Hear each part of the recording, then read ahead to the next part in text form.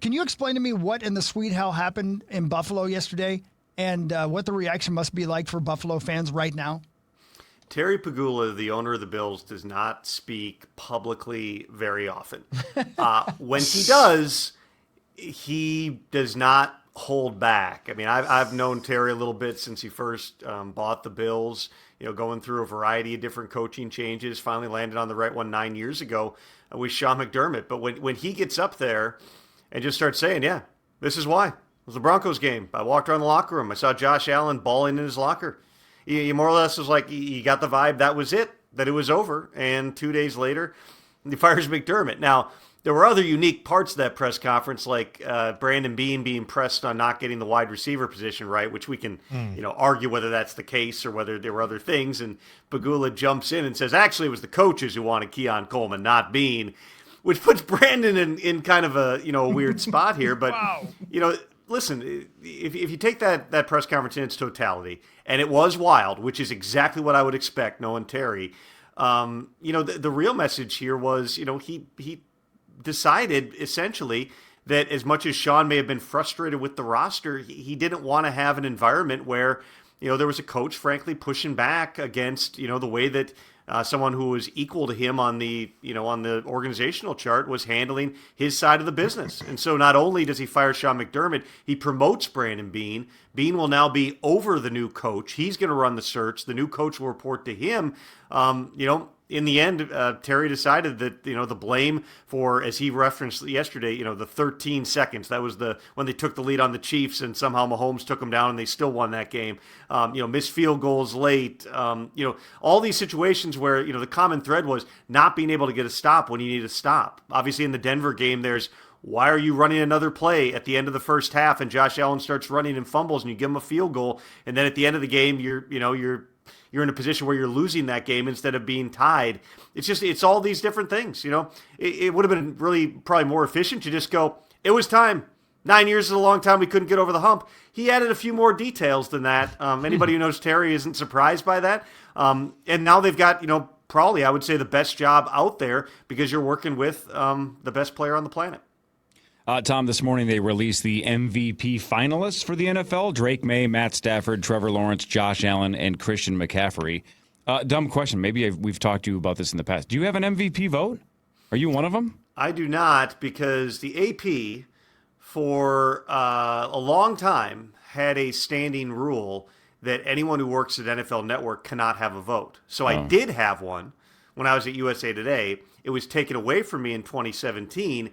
Then last year, when there were some questions being raised about who was on the panel, I decided to get on social media and post something questioning that there were, people associated with sports books, people that own parts of teams, no one from NFL Network. That became a viral post that then caused the AP to reevaluate its system. They gave several of my colleagues votes. Surprisingly, I did not get mine back. So I directly impacted, I believe, the makeup of the panel.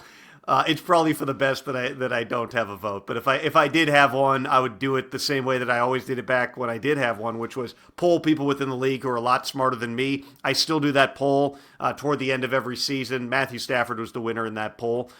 He was, I think that other than obviously he'd had a not great game on national TV against the Falcons down the stretch, but on the whole, he was the best player in football this year. I think that's who's going to win. But now that they went to this ranked choice voting system, everything's a little bit different than it was, back when I had a vote 9 years ago. Tom Pelissero, I do want to get your thoughts on the recent news from yesterday. We all understand that Brian Flores signed his extension, but there is a caveat to all that. If he actually gets asked to be the head coach of one of the teams that's available right now, he can take that. So can you just kind of break down what it all means for both sides, the Vikings and Brian Flores? The short version is the only way to get Brian Flores now is as your head coach. Up until yesterday, and really they had agreed to terms last week, but it got finalized and signed yesterday. Up until that time, another team, whether that were the Commanders who interviewed him, whether that was the Packers who have an opening, whether that was the 49ers. You could have potentially lured him as a defensive coordinator. I know Kevin O'Connell was always confident that Brian Flores was going to come back. My understanding is they made a huge offer, the type that Flores as a D coordinator was not going to be able to refuse. He is still in the mix. He interviewed with the Steelers on Tuesday. He previously interviewed for the Ravens head coaching job as well. But if one of those does not come through, then Flo's going to be back in Minnesota, which is a coup for the Vikings. Because again, he could have said, you know what? It's been a good 3 years. I'm not getting the head coaching opportunities that I might think that I should be getting. I'm going to go someplace else and see whether that changes. He decided Minnesota was the right place for him. There were millions of reasons for him to decide that it was the right place for him. We'll see what shakes out in those head coaching searches, but right now it looks like he'll be back in Minnesota. That's fantastic. I think that's all the news that we all wanted to hear. I mean, obviously, I think everyone's going to be excited for him if he does get a head coaching opportunity, but it seems like that window is closing more and more. I do want to kind of shift and ask you about the matchups this weekend. Is there? I know that the Broncos are doing everything they can to like prop up Jarrett Stidham, but like in your heart of hearts, in your football mind, do they legit have a chance against this Patriots defense? Well, I would also say, how good can the Broncos defense been? Because that's really what's driven them all season. They have not been an offensive football team. Obviously, Sean Payton is really smart with offense and quarterback play. But if you look back through the season, I mean, there were plenty of times where Bo Nix didn't play all that great, and they're still winning games that might be a little bit ugly, and they might be, because the defense is creating takeaways, whatever it is. The defense has to play the best game they've played all season. I would not put all the pressure on Jarrett Stidham. Certainly, he's got to avoid the big mistakes. If I, when I went back and just looked at my scouting report, because the guy hasn't played very much football. Let's be honest here. He hasn't started a game since Russell Wilson was benched at the end of 2023, and he started those last 2 games. He's taken 1 snap this season. It was a kneel down. We have not seen the guy play a meaningful snap of football in over 2 years. But if you go back to, the original stuff out of college, he throws a really pretty ball. He handled a lot at Auburn. There were just, there were basic kind of mechanical and accuracy things that he had to work his way through. He's been a top backup. Obviously, the year before that, he got the opportunity to play in Vegas down the stretch after they benched Derek Carr. That's where his opportunities have come in the NFL. He was a Patriots draft pick, but the most we've seen of Jarrett Stidham was when they went, all right, Derek Carr's not going to be back. We got to bench him, not run the risk of him getting hurt and us owing him his contract. All right, Stiddy, you're up. Then the Broncos, all right, same deal with Russell Wilson. We don't want to risk him getting injured, him triggering guarantees. All right, Stiddy, you're up. He hasn't played very much. There's a real unknown to this. I would say, a lot of it's going to come down to how effectively can they run the football. Sean's going to try to get him some easy passes, get him in rhythm. But, if they're throwing the ball 35, 40 times in this game, I think it's a strong sign the Broncos aren't winning. They got to control it. They got to limit possessions, and that defense has to play the best they have the entire season. We heard all week, Tom, about how good of a job Kurt Signetti has done with Indiana. How good of a job has Mike Vrabel done with this Patriots team? It's unbelievable. And in that same poll that I did, Vrabel was the runaway winner. Not that there's not a great case for Ben Johnson, Mike McDonald, Liam Cohen. I mean, there were a bunch of coaches that did phenomenal work. Kyle Shanahan, too, keeping that 49ers team afloat amidst all the injuries they had through the course of the season. But when you think the Patriots were a 4-win team 2 years in a row, Belichick's last year, Gerard Mayo's last year, for them to, now they spent a ton of money in free agency. I mean, they spent top dollar to bring in Milton Williams, who's been an impact player, Stephon Diggs, who made one of the catches of the year last week, where somehow in traffic, 2 guys hitting him, hands catch, holds it to the ground. I mean, Diggs has had a phenomenal season. But also, you have to eradicate a lot of losing culture that had been in that building. For as good as the Patriots were for the bulk of Bill Belichick's tenure, it's still remarkable, the way that they flipped that thing around. And that speaks to how detailed Vrabel is. No coach in the NFL, I would say, is more in control of situations, of rules, of game management. And you can see it, the way that his presence impacts guys. He's a disciplinarian of sorts in that, they've got hard rules. Never be a minute late to a training session, a treatment session, practice, meetings. I mean, there's an accountability that comes with Vrabel there, but, he doesn't evoke that in a way that's a negative culture, where Bill Belichick for a long time, and Vrabel, of course, played under him, had a negative reinforcement culture. It was highly successful, but for this generation of players, I don't know that that always is, something that's really effective to getting through. Vrabel's able to walk that line. There's a belief that comes with it. Again, no situation is out of his control. Josh McDaniels also deserves a ton of credit for the work that he's been able to do with Drake May and that offense, getting May to go from being a guy that, hey, last year you see some signs, you see some flashes, he's had some good stretches here, to now we're talking about him in the MVP conversation and a finalist for that award. Can't say enough about the job that Mike Vrabel has done, and now going up against a guy in Sean Payton who's done it for a long time. The playoff success has not been there for Sean, in recent years, but this year getting his first playoff win as the Broncos head coach, having the 1 seed, where now they're playing at home for a shot in Super Bowl 60. It's a cool matchup. It'd probably be more fun if Bo Nix were out there, but it definitely adds to the drama of, let's see, Sean's calling card has always been what he can do with defense. Let's see what he can do with, basically 7 days to get a guy ready who hasn't played a snap all year. Tom, give me a team whose quarterback room or quarterback situation directly affects the Vikings offseason the most. Like, is there a domino that Vikings fans should be watching to fall? I mean, I'm looking at my board right here. I've got it all mapped out. I mean, there's so many of them when you talk about, how do they play it? Let's start with the obvious ones, Arizona and Miami. I would anticipate, not for sure, because you could try to trade them, but I anticipate Kyler Murray and Tua Tagovailoa are probably going to get cut. So immediately those two guys are going to go back out on the market. You got San Francisco with Mac Jones. Kyle Shanahan said the other day that he, anticipates Mac Jones being back on the roster. I told you guys, I think it was last week or 2 weeks ago, I think the same thing. Brock Purdy, as good as he is, one of the most efficient quarterbacks sauce in NFL history, but he's missed time every year. Playing? He's missed time every year. You want an effective backup, and Mac Jones has shown, even with the injuries he was dealing with, he can be that backup on a pretty economical type of a contract. There's other teams, in terms of exactly how do the Jets approach it. Odds are they're going to release Justin Fields. That's another guy who drops out there onto the market. Pittsburgh.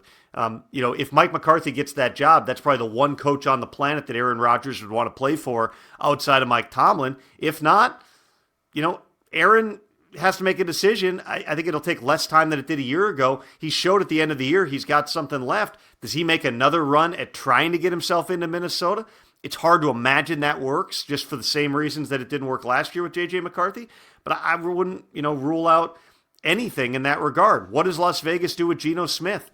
They're going to have another new coaching staff this year. Is he back? Are they releasing him? That's another guy who potentially could be out there on the market. I mean, we can go round and round. There's a long list of different quarterback situations. I would just say there's only 10 to 12 teams right now that I would confidently say who their starting quarterback is going to be. There's not a lot of guys in the draft. Fernando Mendoza showed again on Monday night, that he's all the reasons that he's probably the number one pick, and Mark Davis, Tom Brady, John Spytek, they were all there to witness him. I think that it would take the king of kings ransoms to get the number one pick away from Las Vegas. After that, Ty Simpson's probably QB2 going into the process. How high is he realistically going to go? I don't think the Vikings, take a quarterback in the first round regardless, but to the extent that there's not a lot of guys for other teams to take, that means it is going to be a seller's market more than a buyer's market. The prices on these guys are probably going to be expensive. Daniel Jones is the top free agent. He's coming off an Achilles injury. I know the Colts want him back. Can they find the number that gets it done?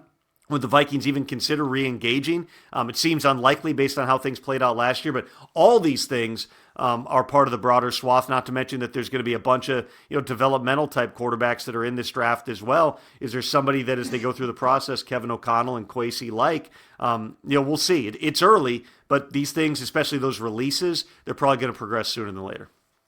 All right, this is my parting question for you, Tom Pelissero. We'll keep it with the Vikings. Have you heard anything about the movement of Durante Jones? I know that he was getting some looks as well as defensive coordinator positions. Now that B-Flow's back, is it all likely that he's going to stick around and stay in his position with the Vikings? And then outside of the offensive line situation of finding a new coach, are we basically running it back with the coaching staff, maybe except for maybe a few coaches here and there?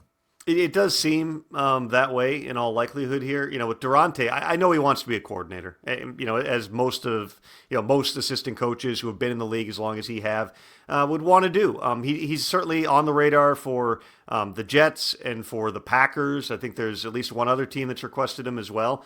So he's one of those guys. He's had interviews in the past. You'd think his time is coming. He's a really sharp coach who's done a good job on that team. These coordinator situations, though, are always hard to predict. Some of them are relationships. Some are, who have you gone up against? Every team's going to have, just like with head coaches, different criteria. If you want a guy who's been a coordinator and has experience, you're probably going to go toward, the Jonathan Gannons of the world, not Durante Jones. But he potentially will have an opportunity here. I was surprised, that Chris Cooper was let go as the offensive line coach. That wasn't on my radar. I don't get the sense that it was on Coop's radar either. But there's going to be, when you look at what the Vikings are working with, when you look at, the respect that Kevin O'Connell commands within the league, I think he's going to have options. One of the things that I would point out is there's still so many offensive coordinator jobs, just like defensive coordinator jobs. When you add up 9 new coaching staffs, or 10 now. The number keeps increasing every time I'm on the show. 10 new coaching staffs.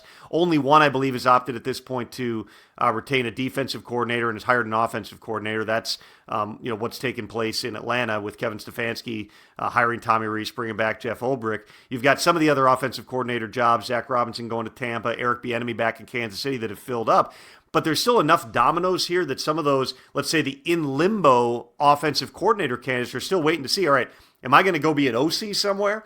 Or am I potentially going to go and be a position coach or have some type of an elevated title? Like one name that would jump to mind would be Frank Smith, who's been the offensive coordinator with the Dolphins, has been one of the most highly regarded coordinators. He was named the number 1 coordinator in NFLPA poll a couple of years ago. He well could be an OC, depending who gets some of these head coaching jobs. If he's not, he's always been a respected offensive line coach.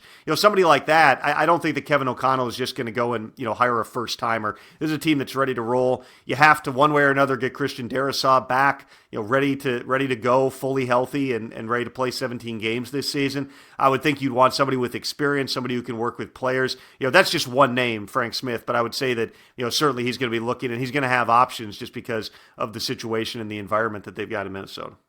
Tom, before we let you go, I'm going to ask you just a real quick question that you'll be able to answer quickly. Why is football so popular? You said that's one quick question, is why is football so popular? Why is it the biggest sport on the planet? Yeah, let me tell. I'll give you a little insight on why I'm asking. Yeah, Chuck Klosterman just released a book 2 days ago. It's called Football, and it's about that exact subject. And I don't know if you know who Chuck Klosterman is. He's one of my favorite authors. Corey feels the same way. I love him. Can't wait to have him on the show again and talk to him about it. But that's essentially what the book is about. Why is football the most perfect sport, specifically for Americans? If you were off the top of your head, how would you answer that question? I would start by the fact that the NFL, unlike other professional sports right now in the United States, is a national, and they hope to be a global sport. Baseball is hyper-regional, and it's been impacted over the years by the lack of a salary cap, by the lack of any type of structure, the fact that the Yankees can buy every player and the Twins can choose to, bank their money instead of spending it on free agents. The NBA also has been hyper-local. The NHL has as well.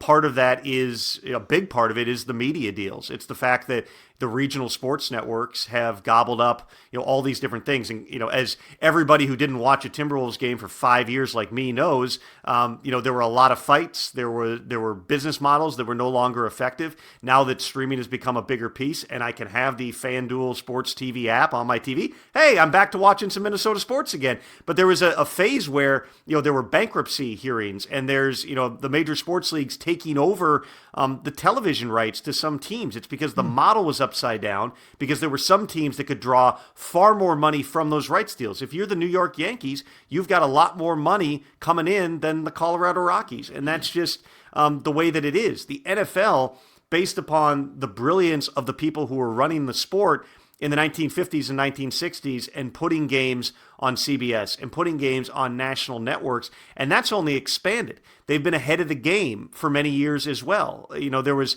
Mark Cuban had the quote years ago, that the NFL was going to get too big. Pigs get, what was it? Pigs get something, hogs get slaughtered, whatever the hell the quote was. But it was, the prediction was the NFL was going to become too big. It was going to eventually wear people out, and the golden goose would get cooked.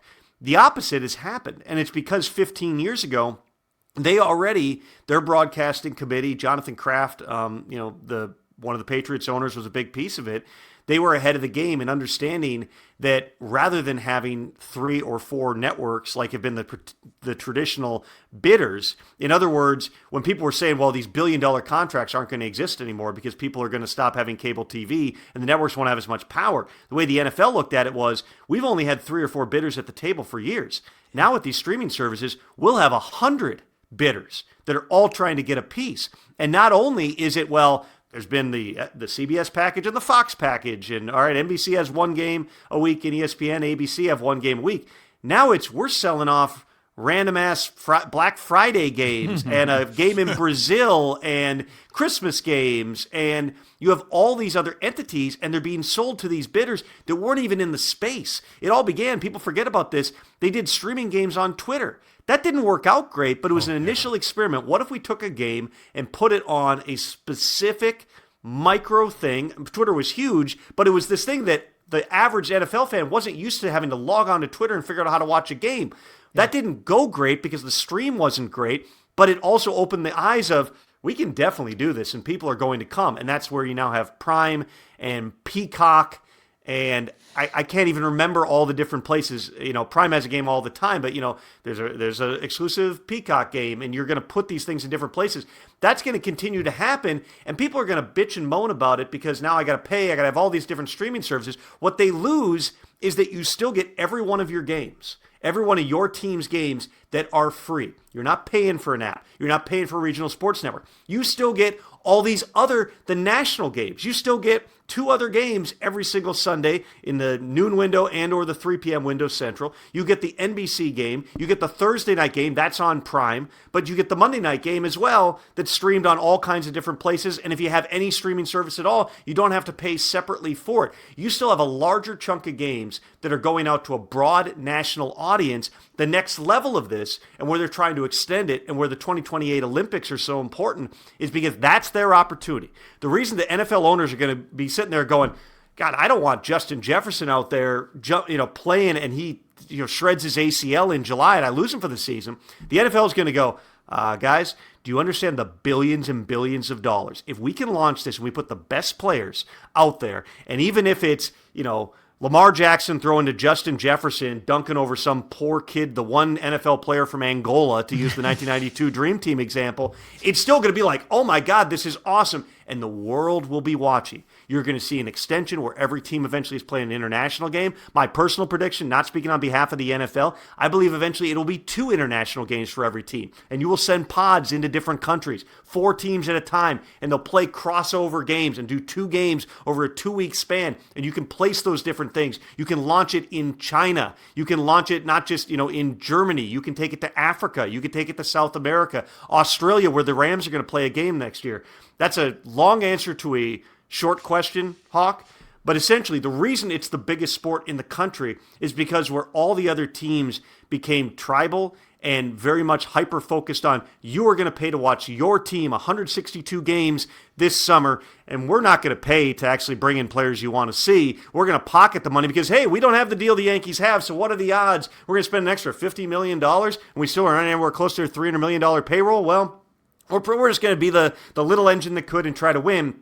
The NFL has a salary cap. They have a salary floor. Everybody in the aggregate spends the same amount of money roughly over a long period of time. You have national audience. You have national games all the time. You cannot avoid the NFL. If I didn't subscribe to an app on my TV, I wouldn't even know it's basketball season unless I accidentally stumble across something. The NFL is unavoidable. It is woven into the fabric of society. And whether you want to say, the NFL is greedy, the owners are greedy, whatever, it has been extremely effective, and you still get more free football than you get free anything else. Fantastic that answer. Was excellent, brother. We also would have accepted cool catches. Yeah. It's also very parodious. Yeah. I thought about trying to filibuster all the way to the top of the hour just to see if eventually you'd cut me off. Yeah. Just blow through your break, piss off your sponsors, and all Well, good. that was answer, A+. that answers why you're there and we're still here, Tom. That was really good. Well done, man. Well Yeah, done. Sauce, your answer was because I like football. It's That's fun. what he said. Yeah, and you said boobs at one point. And I've never been able to talk that long on this show. I didn't unless even you're mention ripping fantasy Rosie. football in there either. So No, you point. did not. No, Well you done, blew dude. it. Well You blew it. said. Thank you, brother. Tom, you're the best, man. thanks, guys. See you later. All right, Tom There goes Pelissero.